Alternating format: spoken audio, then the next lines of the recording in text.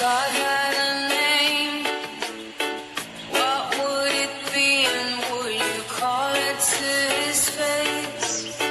If you were faced with him and all his glory, what would you ask if you had just one question?